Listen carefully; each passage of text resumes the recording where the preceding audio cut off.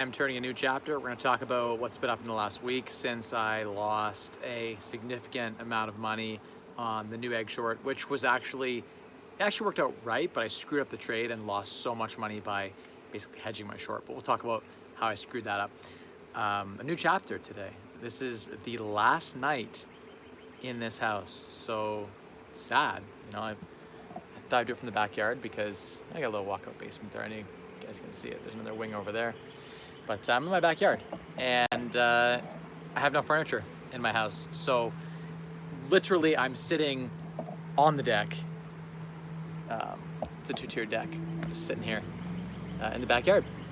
So we're gonna do it from the backyard.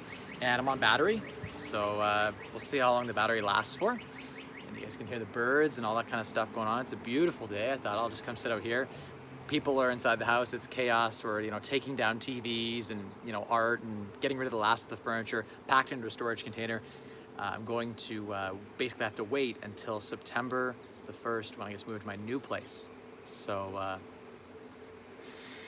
welcome everyone. If you have any questions, throw them down in the comments here, and I'll ramble for the first few minutes here. The streak continues. We'll sit on the deck to get a live in. The streak continues. Awesome.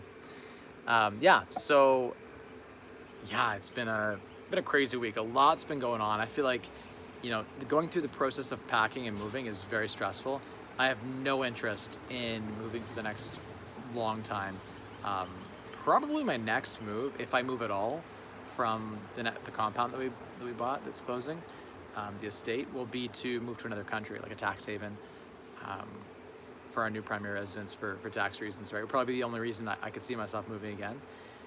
And geez, it's been a crazy week. I've been glued, like Wednesday, Thursday, Friday last week, I was glued to my phone trying to figure out how to get out of a really nasty situation. If you didn't follow last week, I got myself into a naked call position that was basically shorting Newegg because Newegg was overvalued. The market is correcting and it's going way down. Unfortunately, I got margin called on Wednesday and my entire portfolio was liquidated at a huge discount. Basically, the margin requirements changed and I had significant margin to own the shares, not a problem at all. Where there was an issue was where the issue was I didn't calculate that the margin requirements would change so significantly when the stock was squeezed. I didn't realize that Interactive Brokers would liquidate all of my other positions on margin and require me to come up with basically 500% more cash than I had. So it was a significant issue that I didn't factor in. And then what's worse is I didn't cut the loss. I'm like, hey, I'm right on this. It continues to go to the moon, but I can withstand this short squeeze. Talked to a few friends on the phone who are active traders. They're all like, man, you got to hedge right now. Like, buy some shares, stop the margin call, go buy some calls, create a spread, protect yourself. I'm like, yeah, of course, these are things that I should have done in the beginning, but I did it at the worst time possible. By the time my hedges were accepted, it was $68 a share. And the worst part is it crashed right after, and I was waiting for a bounce to dispose of some of my hedge, and I continued to hold my hedge too long, and the theta decay, or the IV decay crush on all those hedges I was holding locked in $500,000-$700,000 in losses. So what I should have done in hindsight was just hold the short, let the margin call everything, hold the short. We now see it's trading at $29 a share. It was at $78 a share at the worst of it. If I had just held, the lowest point would have been a $2 million loss temporarily on paper. I'd be back to almost break even now. The hedging actually made it much, much worse. I tried to time the market coming in and out of my hedges, trying to readjust my positions, using puts to pay for calls. It got really complicated and convoluted, and I tried to recover and save a bad trade, and I made it much, much worse, right? So the key here to learn is that you can't predict the market, and don't try to think that you're smarter than the market. Typically, technical traders don't beat the market, especially with large quantities of fund. On a small amount of money, for a shorter period of time, typically you can beat the market. Now, I have been speaking actually with a friend, referred me to a performance coach, and he's been fantastic actually. He does a lot of really cool things. I called him on my Instagram the other day. You can check him out. Actually, Irwin's partnered up with him too, so they got like an advanced course going. It's pretty cool. I actually do recommend it. I'm thinking of taking it myself just to have a better knowledge on where and when to exit and enter. But I should have stayed, in hindsight, I should have stayed to my original strategy, which was simply selling put spreads, on stuff that I loved, quality blue chip, and then running the wheel. Get assigned quality stuff at significant discounts and then selling calls on it. That's the better way to do it. That way of trading is a lot less stress. I don't have to watch the chart. If I go away for a day or two, no big deal. If I get assigned, no big deal. I just sell some calls on it until, you know, whatever. I collect some dividends, collect some call premiums, no big deal. It's when you get into these risky trades, like I took on with this greedy short position I took on Newegg. I was right, by the way, and the company is not worth $78 a share, and it will come down probably to $20 or less a share. By the end of the whole trade, though, because I hedged, I'll probably still lose $500,000-$600,000, which I could probably make that back in 4 to 6 months. So it's not the end of the world. I feel like I was able to recover this in a way that wasn't optimal. And no, I'm not speaking about Lee. Sorry, geez, someone is drag racing down the street. That is obnoxious. You know, one of those cars, kind of see it in the distance, one of those cars that's lowered to the ground. It's got the rice burner engines. Just a couple of kids having fun, ripping through there. So sorry about that disturbance. I decided to sit out here on the back patio, and there's, you know, we're like 2 houses away from, it's not even a main street, but they like to rip down Byron sometimes, the kids. What's up, guys? Hey, William, good to see you on. ML, good to see you. What's up, Mike? How you doing? Hope you're doing well. Thanks. Chris says Mike will sit on the deck. Get the live stream in. Cool. Andrew, good to see you on as well. Chris says, I'm wondering about buying back a put option when you want to solidify some gains. Can you explain the actual process? So if you had a put option and you wanted to close it out, like let's say you sold a put on something you wanted to own, you could buy to close, which would basically close the position out if you chose the exact same strike and date. And basically you would be buying a put to close out the put that you sold, right? So that's basically how it works. So a good day to close out something, if you sold a put, a good day to close it is when the stock is up, right? That's a good time to, the person has turned around now and they're ripping around my street now. They're going in a circle. The rice burner here. Surprised they don't have the neon lights under the car. That'd be a nice 16-year-old's dream. There was a time where I really wanted a car like that. I actually did have a car like that. I had the Mitsubishi Spider Eclipse convertible. It's a beautiful car with bucket seats. And anyway, that's a story for another time. I traded up to that. I was just doing the whole trading thing where I'd trade cars and stuff for cars. I traded a hot tub for the car, plus baseball cards. It was a phase in my teenage years where I thought I could, there was a show called Barter Kings that had just come out, and I was super enthused about the idea of trading stuff up until, like, in the show you could start with like a paperclip, end up with like a cottage. You'd slowly trade up every time and find something that someone else wanted, and you know, something they didn't want, you trade those items. Anyway, not an important tangent, but so yeah, basically the way you close it out is you just click on the position, you can do close position, or you could just do an inverse trade of whatever. So if you sold a put, then you'd buy the same number of contracts, same strike and date, and it would cancel out and close the position. So that's something you can do on up days. I typically will grab profit on stuff that's, you know, between 60 and 80% of the realized value. So if I've sold a put or I've sold a call and it's gotten to like 60, 70, 80% of the realized profit that I can get from that, because there's a capped amount of gain you can get from selling a put or selling a call. There's a capped amount you can get. In those situations, I typically take the money. If it's, you know, decaying, let's say in August, and I'm already up 60% right now, why would I risk the chance of potentially losing some of that premium between now and then when I've already got 60, 70, 80% in some cases of the premium earned now? Why would I wait, you know, for 20% another, you know, month and a half? So in some cases it makes sense to close those positions out and enter into new ones on the next, you know, typically, you know, if you're exiting out of a sold call, hopefully it's a spread or something, but if you're exiting, don't do naked calls ever. If you're selling calls, only sell covered calls, and the best time to get out of a covered call would be, well, I guess it all depends on if you want to own the shares or not. So there's more complication. In a covered call, there'd be more that goes into the calculation, I think, than just deciding to exit on a day that's, you know, for instance, a big day that's up might be a good time to get out of a covered call position, right? You might decide that might be a good time to get out. You could wait until the stock kind of peters down. Sometimes the premiums will just, you got a lot of factors at play, right? There's also like the premium decays, the IV as well. So again, I'm not an expert on this, but my understanding has been that that's been what's working for me. I think it's slightly better than owning the shares themselves, but there are times where if you're really bullish on a stock, you might want to own it instead of, you know, selling a call, or sorry, buying a call on that position. So it just depends really on the position. If I think things are going to be sideways, that's a really good time to sell puts. Another good time typically to look into, you know, the options world. Okay, let's answer some questions here. This guy just keeps going round and round, eh? I see him ripping around. I don't know if you guys are picking up the feedback. It's quite loud for me, but it might not be for you. It's, you know, a couple 100 feet away, I guess. One thing I'm excited about at the new place is having that bit more space, bit more, just so obnoxious, bit more, you know, ability to spread out and have less neighbors right on top of me. Having some land.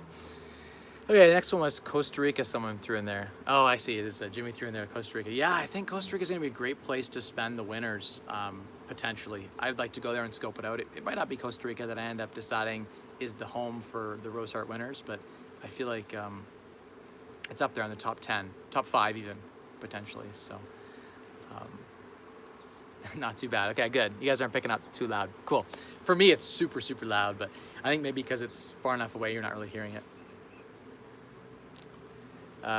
Yeah, I mean, there's so many tax havens out there. It's tough to pick the best one, and then you have to think of the culture and think of the lifestyle and kind of blend all those things. You know, Costa Rica is a lot like a developing nation. It's very, not quite third world, but it has a more developing economy feel as opposed to somewhere like Florida, right, in comparison, which Florida has more of that developed first world, you know, sort of ecosystem. And so there's different things you can enjoy in either. If you love golf, as an example, there are places in Florida that are much better than like Costa Rica for living. So it really depends on what your goals are and what you want to be doing. And there's the tax ramifications as well. I think that, you know, Puerto Rico has some fantastic tax benefits. There's no capital gains tax, as an example, and you get a U.S. passport, which is kind of cool. Some people might say that's a negative, but it really depends on the perspective, I guess, you're coming from. Josh says, is your fortune a blessing or a curse? Fortune's a blessing. Like, wealth is a blessing for sure. There's nothing negative. Well, there are negatives, but I would say there's way more positives than negatives when it comes to having wealth. Wealth just amplifies who and what you are, right? Like, if you're a wealthy, generous person, you're probably living a better life than if you're a generous person who's poor, because a poor, generous person can't give and they want to. They want to help, but they can't.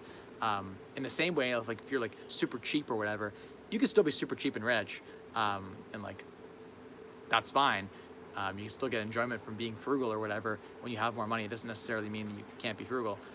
As you have more money, though, you have more options, and that's really the thing about amassing an early retirement portfolio, right? I recommend everyone do it. You could be a secretary or a janitor, and by the time you get to retirement, if you don't have a few $1 million saved up, it's because you made active mistakes. Or passive, maybe you weren't thinking about it and you passively made mistakes along the way, but it really is one of those things where you have to consciously make decisions to save and delay gratification for your future. Once you have that wealth, yes, like, how is having options a bad thing? I think that, you know, maybe for the person who can't decide what to do, maybe having so much money that like, it's like, oh, darn, where do I travel next to? You know, what do I, you know, how do I spend this money or whatever? Those seem like first world problems to me, and easier problems to solve that take less time to solve than, and I mean, don't get me wrong, there's tons of rich people who are not happy. Like, there's a lot of wealthy people who are severely depressed, who are, you know, battling their own demons along the way, right? Wealth doesn't solve all your problems. It's like, you know, oil for your engine. Just because you've got lots of oil in the engine doesn't necessarily mean it will run smoother, for sure. Like, it's going to run better than if you had no oil. But at a certain point, I don't know if there's any more happiness, you know, after a certain point of wealth. Like, maybe 25 million. I think over 25 million. I don't think anyone who has 25 million versus 100 million, I think there's not much measurable difference. Maybe if you're a billionaire and you're comparing that to someone who has 25 million, if you're many scales of magnitude wealthier, I could see how having influence over the whole world and actually being able to change millions of people's lives, that could be empowering, and that could be, you know, intoxicating, and it's not even about the money at that point. It's about the influence and the impact you can have. You could literally, you could say, I could save 1 million people over the next decade or something, like real impact on people's lives, that makes you feel good. That's why a lot of the wealthy people become philanthropists, because they realize that money in and of itself doesn't make you happy. You have a nice house and, you know, nice car, and all your things are provided for you, and, you know, all your basic necessities are all taken care of. It's like, now what? Now it's about self-actualization. Like, what am I on this planet to do? What is that thing that I'm supposed to be, you know, doing? And I think that as I develop and grow, I plan to do some of those, you know, pursuits and initiatives, starting with my inner circle. Like, that's just who I am, right? Like, I'm gonna enrich the people closest to me first, and then sort of work my way out. I know other people like to just, you know, do the spray method, but I'm just gonna sit cross-legged here. I kind of feel like, you know, in a lot of ways, wealth is just an amplifier. It could change, you know, it gives you the ability to say no. It gives you the ability to, you know, go through hard times, and you can always, I love, you know, now that I've built up some significant wealth, and honestly, not even significant, there are a lot of entrepreneurs who have a lot more wealth than I do. I'm not even super rich compared to a lot of people that I meet out there that have real wealth, right? Or who came from real wealth. I came from nothing, right? So I'm already a leg down from those folks. But, you know, the point I was trying to make was that when you're, you know, I'm not going to share that. I saw someone jump up my net worth. I'm not going to share what my net worth is. I prefer not to share it. I've got plenty. I could take $1.5 million loss on a Newegg short that went bad, and it doesn't, you know, it didn't affect my retirement strategy at all. That said, like, it still hurt. It was painful. I probably worked over a year. Actually, pre-tax, I probably worked almost 2 years to earn that kind of money, right? So it's, yeah, it hurts. I didn't want to think about that Newegg short. I just got to think about the reflection moments from it and how I'm going to change and pivot my investing profile statement and all that differently. So if you watched my last week's video, you can learn about how I, you know, shit the bed entirely. With a bad trade that I made worse, I let ego and emotion get involved, and I made a bad decision much worse. If I had just stayed with my short, I'd actually be recovered right now, but I veered from my plan and talked to a bunch of people and tried to do a whole bunch of different repair strategies to an originally high-risk trade, but an originally sound trade that ended up, you know, coming full circle. Newegg was overvalued, and it's coming down. If you see it's trading at $28, it'll soon trade again at 20. It traded at 78 at the high. I was shook at 78. I didn't know if it went to 200. Like, I was running scenarios where if it went from 78 to 150 and continued to short squeeze like to the moon, my whole portfolio would be decimated. I'd have nothing. There was no stop loss, so I had to create stop losses. And unfortunately, creating stop losses in the middle of a short squeeze at the top is very expensive. In fact, I think buying 40 call options was $38 or something, or $37. Like, I was literally paying almost the cost of the strike price to insure, and the premiums just were gone in 3 days, right? So the cost of hedging was really expensive. In hindsight, I should have hedged, you know, in the beginning. I should have done a vertical spread, bear call, done. I would have, you know, a month, like by now I'd be up thousands of dollars, and it would have been fine. I would have had my loss defined, because I would have bought calls and I would have sold calls at the same time. So I wouldn't have got crushed by the premiums. So it just bad trade all around. I should have stuck to my original ethos, original strategy, which is super low risk, you know, try to go for my 1 to 2-3% a month, conservative trading strategy, as opposed to taking on something that's more risky and has undefined loss potential. My neighbor is cutting his grass, by the way, right now with his riding lawnmower, so hopefully you guys enjoy that. He's great, actually. He cuts his grass like twice a week. I've cut my grass in like 3 weeks. No, it's not true. We cut it 2 weeks ago. Next question was,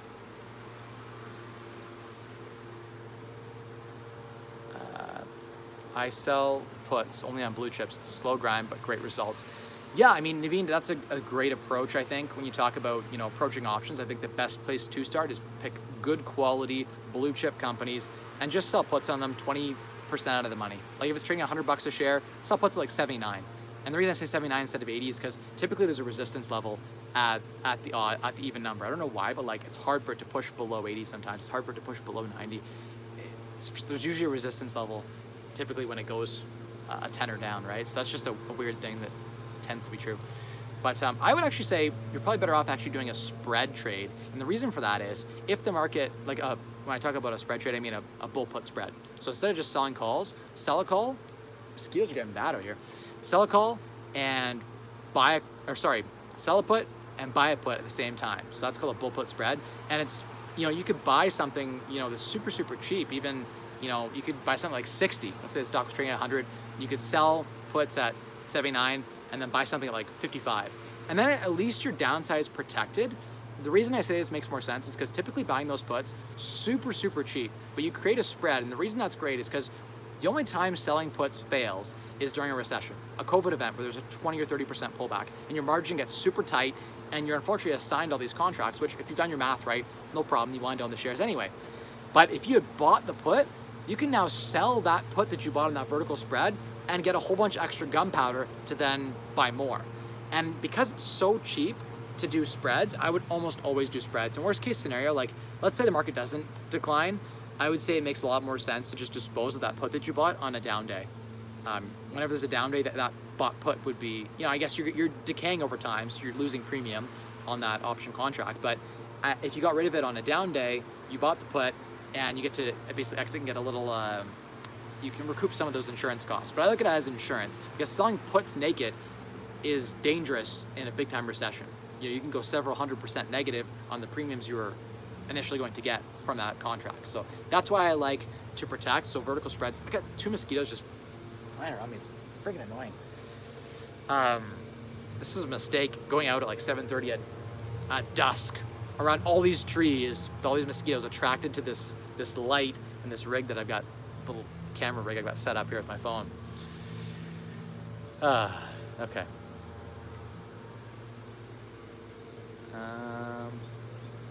Next question was, someone said Canada. Are you speaking about Lee Lowell? No, so Lee, he's great too. I like his stuff.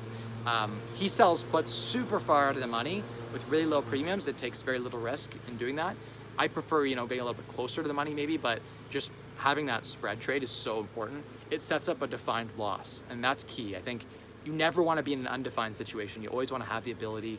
I've learned a really powerful lesson from this whole incident where I sold naked calls, ended up being exposed on a naked short and getting margin called my whole portfolio. So I didn't realize that could happen so quickly. In a matter of 3 hours, my entire portfolio was like decimated, and they margin called and liquidated everything in my portfolio. So it was not at favorable prices. And I hadn't been through that before. I didn't, I thought my margin would protect me, but I didn't realize during a short squeeze, they just turn your margin off. So that's kind of scary if you're in those higher risk positions. If I just bought, a vertical bear call option spread, that would have been much, much safer. They wouldn't have margin called me. I would have defined risk. And so that's key. Eddie's who I was referring to. And I'll actually share a link to his stuff. He does some cool coaching and stuff, and I think that he has some good stuff going on. I think people should talk to him if they're interested in active trading. Next one was Christopher says, hey Mike, can you talk about how you structure your trading tax-wise with a holding corp, etc.? So Christopher, I'm not a tax accountant or a expert in tax structure, but the way I'm doing it, and I could be doing it wrong, is I have a corp that exists and I trade inside of that corp. It is an active trading corp. It does qualify, I believe, for the small business deduction. My understanding is from accountants that I've talked to, it does qualify because I'm actively trading with a great amount of volume. Some of the challenges around active trading are that you need like an employee to help you log the trades. There's just a lot that goes, it is active, there's a lot goes on with that, right? So there are pros and cons to that, and the 12.7% favorable tax is great. Long term, I prefer to be more passive. I think long term, I'm probably going to trade a lot less frequent. I'll do like 45 days out or 60 days out, and then just check on it like once every week or two. That's probably the strategy I'll go with longer term, just because I don't want to be checking my phone all the time. When I get to a certain point and I reach a certain profit level and I've recovered from all of this, I have a certain time threshold. I don't want to invest too much. And right now I'm learning, so I don't mind investing time. But once I've learned what there is to learn, I don't want to just be repeating. I don't know, once I've absorbed from the fire hose and learned everything there is to learn, I get really bored of doing the same thing over and over again. Like once I know everything about property management, I don't want to do it anymore. Once I learned everything about wholesaling, I don't want to do it anymore. I want to switch onto a new thing and learn, something fresh. So I'll probably always, trade, but probably more passively. Eventually, when you're way over the 500,000 tax, you get a small business tax deduction. You and your spouse, if you each had separate corps, could each do 500,000 small business deductions. That's $1 million a year in active trading income. But after that, the tax bracket jumps to like 26% from 12.9%. Remember, if you're taking out of your corp, it's full active 50% tax, like your top marginal bracket. So you get screwed as soon as you take the money out of your corp.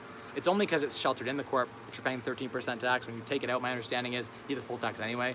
The only way that you get a tax benefit is if you did capital gain structure. So you held the shares for a while, and those capital gains then are at half tax-free, half taxed, and when you pull them out in your personal name, again, half tax-free, half taxed to your marginal tax bracket. So capital gains are the most efficient way to build wealth, bar none. There is no other way that's more efficient to build wealth than that. You can sell an active business and get some tax advantages there, $1 million a person, which is kind of cool here in Canada. There are some cool loopholes. Like your primary residence is an amazing vehicle. The government is incentivizing you to own a property. They're saying, hey, own your primary residence where you live. That's super key. We're going to give you all the gains from that tax-free, no capital gains tax. That's kind of cool. It's already half tax-free anyway, but I guess it's just better than paying some tax. Next question.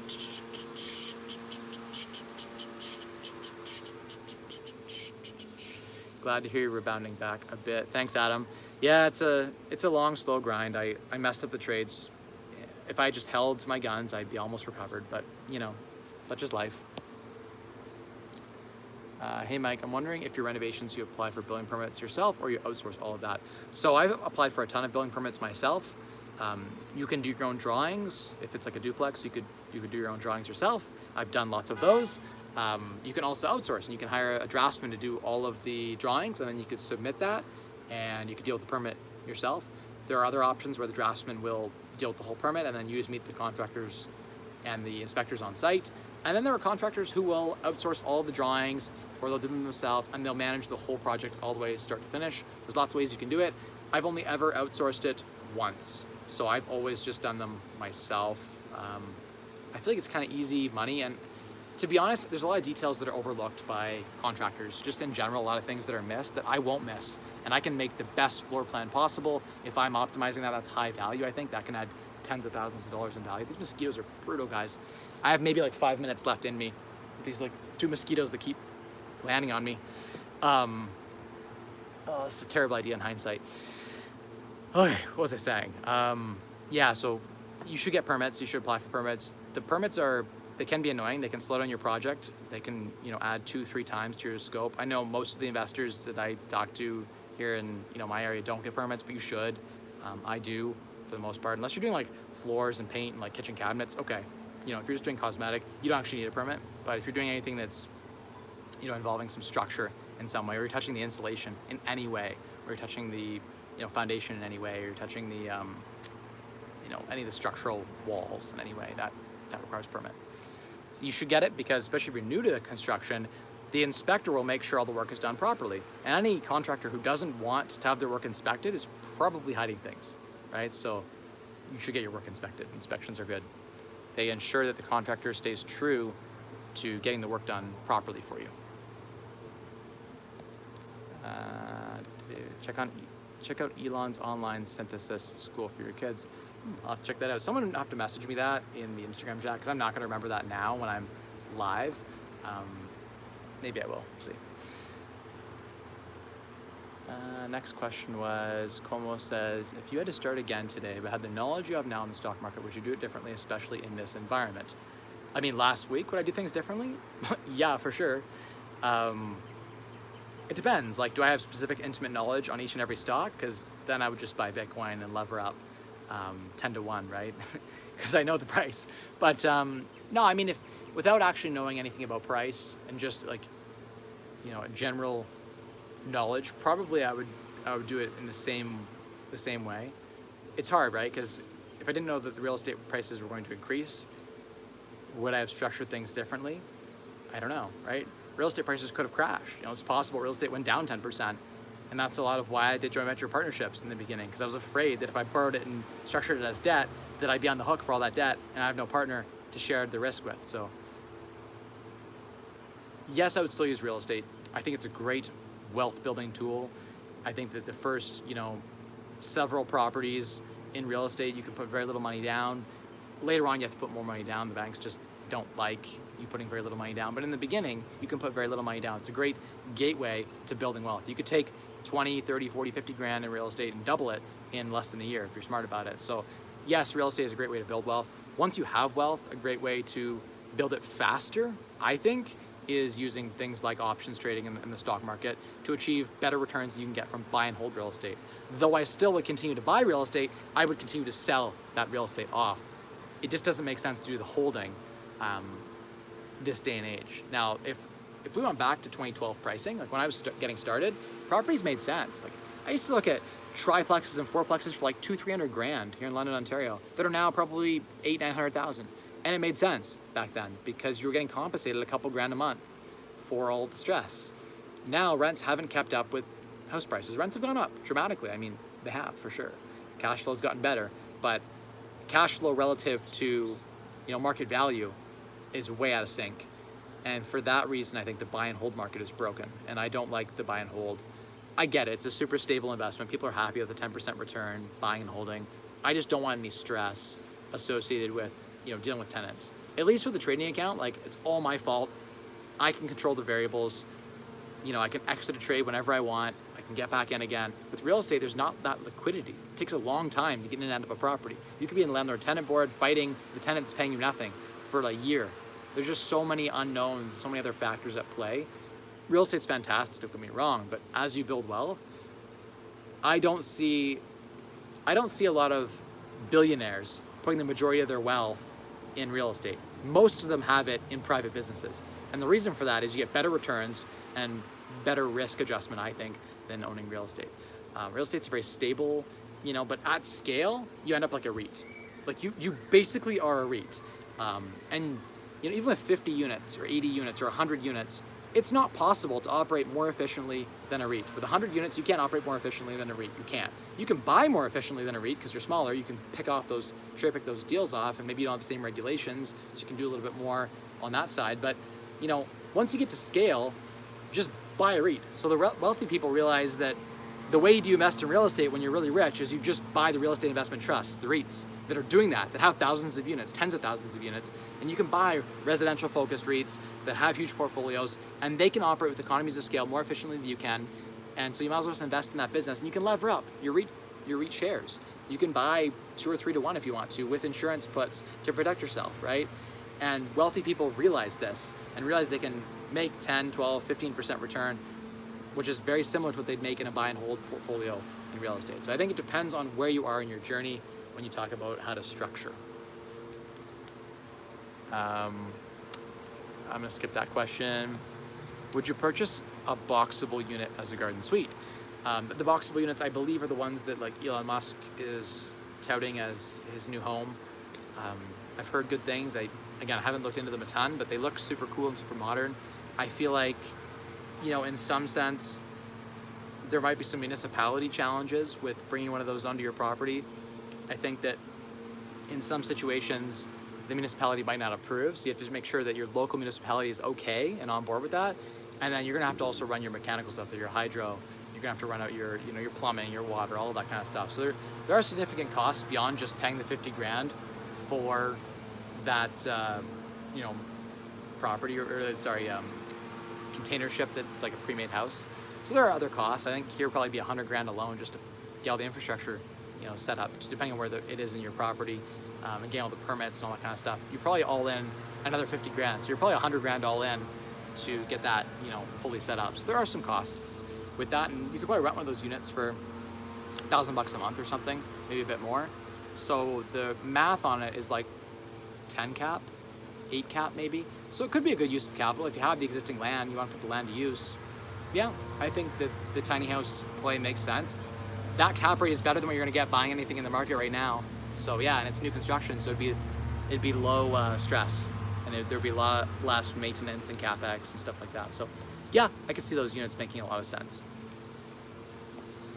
and increasing the value, et cetera, so forth, being good for resale, good for cash flow. Yep. Watt says, are you only going to do puts and calls on good blue chip companies? Sorry, my neighbor is literally cutting his grass at the fence line right now, so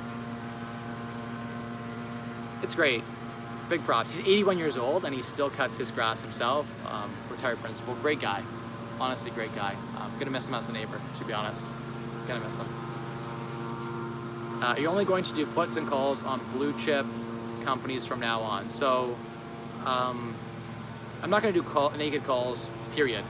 I might do vertical spreads on occasion. I might do vertical call spreads like bear ones or bullish ones where it makes sense on blue chip stuff. Defined risk is key. So naked puts and naked calls inherently carry more risk than they're worth. You're picking up peanuts while being chased by the potential of an avalanche to crush you, right? There's a saying for it, but I can't think of it right now. But basically, you're picking up pebbles to get crushed by a boulder, something like that. So that's the risk in selling. Selling calls give you defined amounts of small profit, and selling puts the same thing. Unless you really want to own the shares. If you really want to own the shares that bad, probably just sell way in the money puts that are super short time and just get assigned like next week. That's probably the better way to do it, unless you think it's going to explode like right away, in which case just go buy the shares or go buy a leap call like right now. Yeah, that's what it's called. Picking up dimes in front of a bulldozer. That's the saying.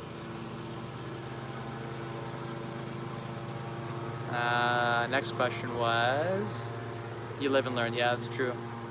That's right, gunpowder. Next one is, hey, I'm 17 and I admire your work. Any tips for young people like me? Work hard. I say this on every stream when young people, reach out. And, it's not so long ago that I was your age, right? And sitting in my dorm room at Western U wondering what I want to do with my life. I knew that I wanted to be financially independent. I knew that I didn't want to be chained to a job. I wanted to have options. If I chose to work that day, cool. If I didn't, cool. I want to have the ability to snooze the alarm if I want to. That's key, right? And over the last couple of days with Newegg, I've had to get up and trade, or at least watch the stock so I could hedge or do whatever I have to do, right? So that trading strategy doesn't align for me. So trading, I think when you're young, you have lots of time and lots of energy and passion. Find the thing you're passionate about and funnel all that energy that you have into that thing. Typically that mostly means you don't have a lot of money. When you're starting, you have a lot of energy. And so I would say funnel that money that you do get from the energy into self-improvement. And if you can improve yourself and improve your skills, then you can grow into high income, high value skills. That's the way to build wealth later on. So every dollar you invest now, invest in yourself, invest it in things that, in the long term, every dollar that you save now is $60 in retirement. So if you can save $100,000 now, do the math on that, 60 times that by retirement on average, growing at 10% rate of return a year, 8% or whatever. It's significant. It's significant. So every dollar you can save now, very important. So work now, hard. Don't be sitting at home chilling. Get the job, put in the hours now, pick up the side hustles, practice with entrepreneurship, try and fail. I had a hood cleaning business where we were going into restaurants in the middle of the night. It was called Nighthawk. We'd go in the middle of the night, a friend and I, we'd be spraying the inside of the hood ranges to get the grease out. Someone on the roof and someone inside the restaurant when the restaurant was closed. I did businesses like that, cutting grass, trading stuff. I tried a whole bunch of businesses that ultimately failed. I have a lot of failures before I had my successes. You don't hear me talk about those because no one cares about the failures. But the failures are what built you to the point where you could have the successes, right? You need to fail to learn. I failed a ton in real estate too. And again, you can see as an options trader, I failed a ton. I exposed myself and I tried to repair the trade. If I just stuck to the short and held it till now, I'd be back to break even. But instead I mucked around and tried to repair the trade and de-risk it. And that was the mistake. I should have de-risked it from the start, not halfway through or at the worst point. That's the time not to hedge. But you live and learn. Ego plays in, emotion plays in, and you don't know what the future holds. And so I had to, at that point, I was past my risk tolerance. I couldn't cut it loose because I'd lost too much to just end the trade. So I had to see the trade through at that point. I'm glad I did see it through. I've recovered, almost $500,000 by seeing it through. But yeah, it's invest now in yourself, and every dollar you can, earn and save now is going to be, multiple factors, more when you get to retirement. So super important to work now. A lot of people say, oh, enjoy your teens, enjoy your 20s, whatever, party. No. I think you should grind now and party in your late 20s, 30s, 40s. Enjoy your life. Like, that's when you want to enjoy your life, when you're more distinguished. And I mean, along the way, you can still enjoy life and grind. Like, I get off work and I'd still, we go camping and we do fun stuff with friends, and, Elise and I, we would go do a whole bunch of, fun stuff along the way. And you can still budget a little bit to enjoy life. I still went on lots of trips. I've been to Africa, I've been to Brazil, I've had some trips in my life. At 17, I went to Africa by myself to Accra, Ghana, and did a internship. So I built my resume, but I got to have that real world experience of, at 17, going off by myself and living in a local, sleeping on concrete floor. You know what I mean? Having those experiences that, have built me into who I am today. And so what I'm saying is, you can still enjoy life and build experiences, but if you can try to invest in those self-development type of experiences, I think you'll be a better person for it, and you'll still have a lot of fun along the way. So that's what I recommend if you're 17 or 18 or whatever watching this and not sure which one to do. Like, just keep trying things and failing, and then failing forward. Like, learn something from it and pivot. Just don't waste your time doing nothing. And I honestly think going to school, I shouldn't say this because, like, there's parents watching this probably, but, like, university is such a waste. Such a waste. I wasted 4 years.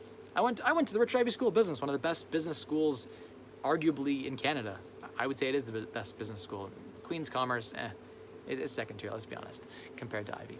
But I went to one of the best schools in Canada, and I'm not better for it. Like, the school didn't make me better, better in business, I don't think. I was already a type A personality. I was already, hustling and grinding, and I was already working a full-time job when I was going through Western at the same time. So I've always been that type of person, and Ivy didn't make me into that kind of person. Did it refine my skills? Yeah.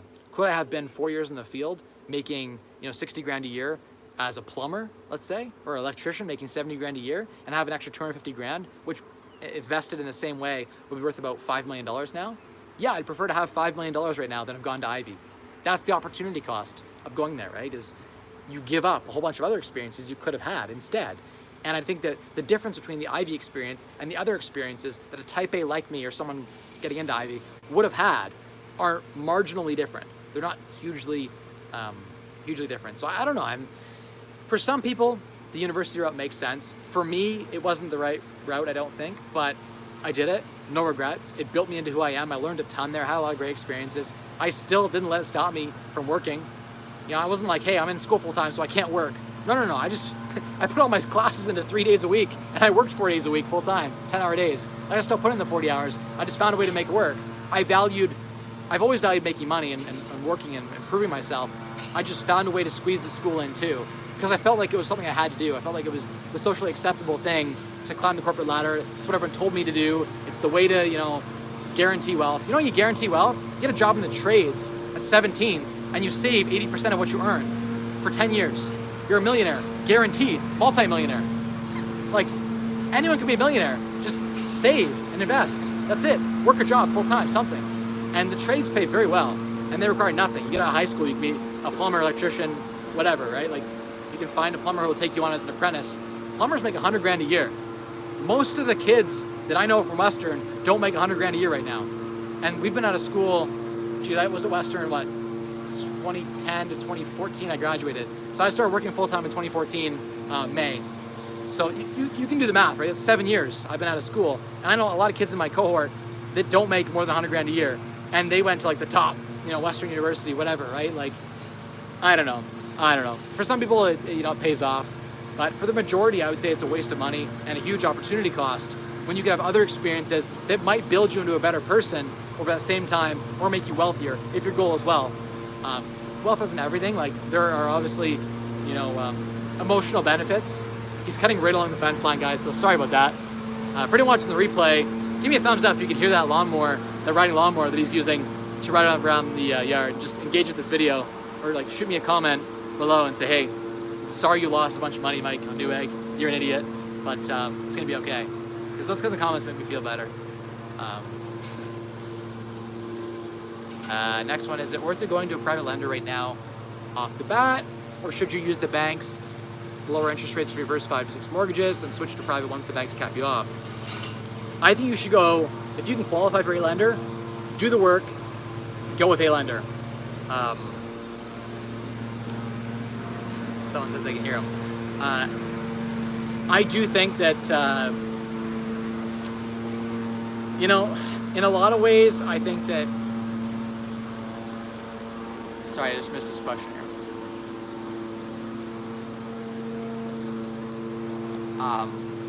You know, in a lot of ways, I think that I can see the arguments for flipping with private money being something that is alluring because you have to spend the time to go through the financing, whatever, with the lender. But probably your first 5 deals should all be BRRRRs. So the buy, you know, you renovate it, you rent it out, you refinance it, you pull the capital out, you go on to the next one.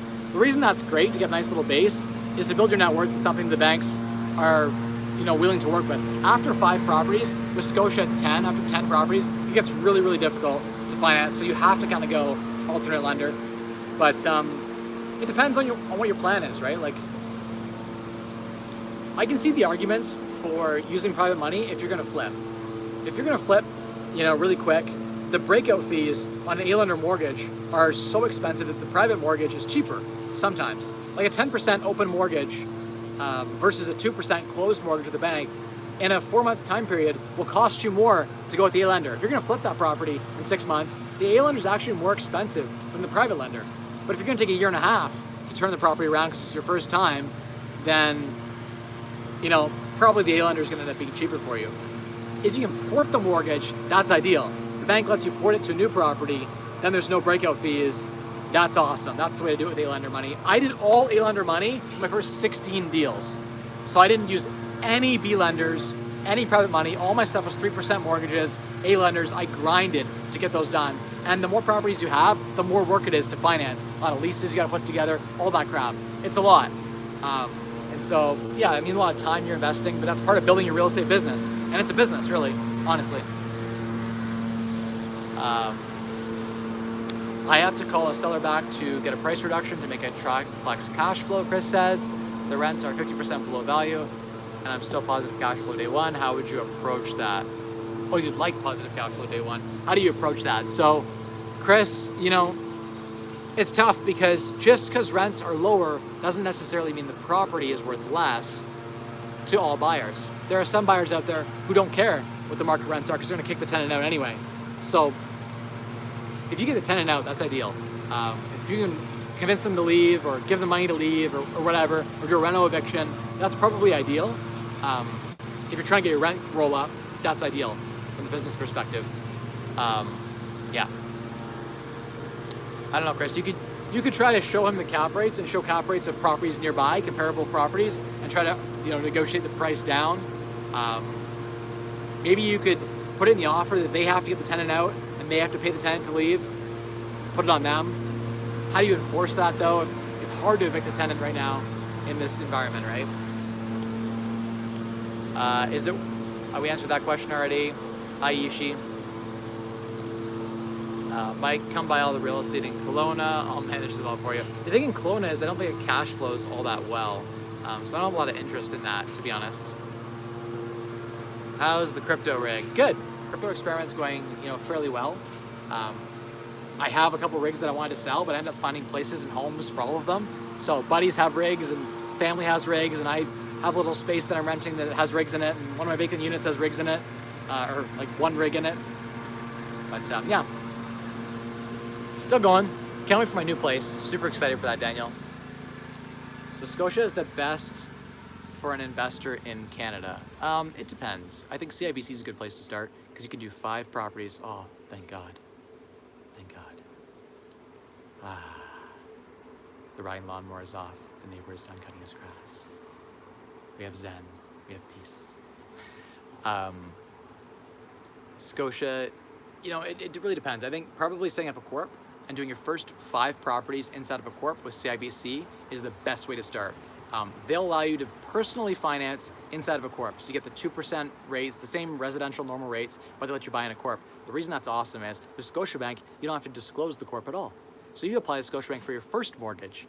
You have 5 inside of a corp, they're all with CIBC, and there's no way for Scotia to know that you have those mortgages. You can do another 10 with Scotia personally. So that's really key, I think, at the end of the day, is those 5 inside of the corp. Super awesome for each of the spouses. So you can do 10, 5 in your name, 5 in your spouse's name, inside of a corp, and then with CIBC, or not CIBC, but like Scotia, you can come in and do another 10 each personally. So yeah, it's pretty awesome. Have you looked at the Odyssey for uploading your videos and live streams? No, I haven't. I have no idea what that program even is, to be honest. And I haven't uploaded a video in like 2 years. Shame on me, eh? I would love to shave this dirty ruzzle off, but I'm until my trading account is back up, I will not shave.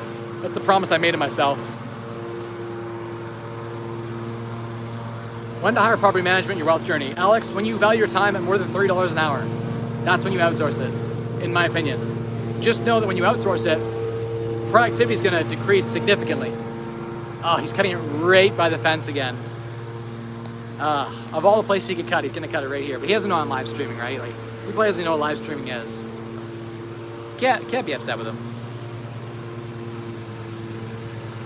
Anyone else hearing Chinese and Russians buying up Venezuela for pennies on the dollar, 3-4 bedroom houses? I hadn't heard about that. I don't know how stable I feel Venezuela is, though. Watt says, would you put 35% down on a property, get 2% mortgage, or put 20% down to a B lender at 6%? Watts, it just depends on how long you want to hold the property. You just have to run the math, basically, and say, like, the longer you hold the property, the more valuable that cheaper mortgage is, right? At the same time, if you're planning to refinance it or renovate it and add value, then Watts, I think that plays into it as well. And it also depends on what you value your cost of capital at. Your personal capital, what do you value that at? The more you value your personal capital at, the less you want to put into that deal, right? If you value personal capital at a 40% internal hurdle rate, then that's going to be very expensive with 35% down, right? When you quantify what your money's worth, right? So just run the math and quantify your money at what you think it's worth. Alex says ADA or ETH over the next 5 years. So ETH, in my opinion, but we'll see. Oh, cool. Yeah, check that out. I wish I had a way that I could just upload them like instantly from here live to those platforms. Do you sell covered calls in all your positions for extra cash? No, not always. It depends. For the most part, yes, but not always. There's some stuff that like I think it's going to explode in price, and I'm on for the appreciation, and I want that capital gain explosion. I don't want to sell a call on that quite yet, because then I'd be having to pay a lot to close that call out if I want to keep the shares, right? So, or unless you sold the call like way far out, in which case, is the premium even worth doing? Like if the premium's not paying much to sell calls way out, then what's the point, right? If you're getting like 10 cents, a contract, who cares? Not worth it. So it really just depends on a lot of factors at play, but in a lot of cases, yes, I do. All right, I'm through all the questions. I'm sick and tired of the lawnmower running. I'll see you guys next week. Follow me on Instagram at Mike Rosehart. I'm currently shadow banned on Instagram, which means I can post and do whatever I want, but there's trouble tagging me, and more importantly, I don't show up in your story feed because I shared too many, remember this whole pandemic that went on? I shared too many opinions, and Instagram started giving me warnings, and Facebook started giving me warnings about sharing my opinions that went against their narrative, and I actually got silenced. And my story views, after they sent me those warnings, went from 2,000 down to 300 the next day. And they've been slowly climbing back up, but you have to manually look for me every time you want to see my stories. I don't show up in the story thing unless you keep clicking me again and again and again and force the algorithm to show me. But anyway, on Mike Rosehart, you can see me posting there 6 to 8 times a day, sometimes more. That's the platform I'm on the most. And on Facebook, it shares my Instagram stories there too. Anyway, thank you everyone for watching. We'll see you next week. I'll be at the cottage next week, so it'll be a whole new chapter. I'm excited for this new chapter. I'm saying goodbye to this house. It's the end of a chapter and the beginning of a new one. I'm really excited for this new chapter. So yeah, just happy to share the journey with you guys and happy to bring you along to learn as I go on this roller coaster of life and I continue to fail and grow. And eventually you can say, hey, I used to watch Mike Rosehart, that billionaire. I used to watch him when he was a kid on YouTube and he used to share weekly videos. And someday I'll have to delete these probably because I got sued for something that I said probably. So enjoy them now. Thanks everyone for watching. Remember, the secret to unlocking a wealthier you, 3 levers: spend less, earn more, and maximize returns on the difference. Have a good night, everyone.